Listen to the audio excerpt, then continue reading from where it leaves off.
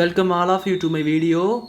In this video we are going to see chapter 1 relations and functions exercise 1.1 fourth sum. If a is equal to 5, 6, b is equal to 4, 5, 6, c is equal to 5, 6, 7, so that a cross a is equal to b cross b intersection c cross c. So என்ன கேட்டது இந்த property நம்ம prove பண்ணணும். Set என்னன்னு சொல்லி கொடுத்துட்டாங்க.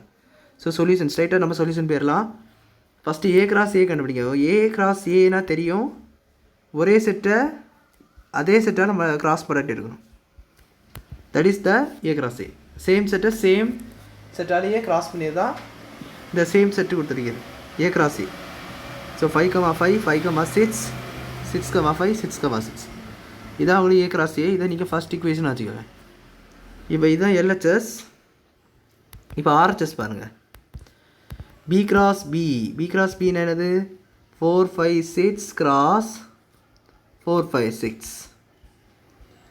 அப்போ என்ன வரும்? 4, 4, 4, 5, 4, 6, 5, 4, 5, 5, 5, 6, 6, 4, 6, 5, 6, 6. ஸோ அடுத்தது சி கிராஸ் சி என்னது?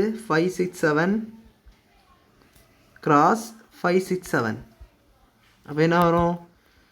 5, 5, 5, 6, 5, 7, 6, 5, 6, 6, 6, 7, 7, 5, 7, 6 and 7, 7.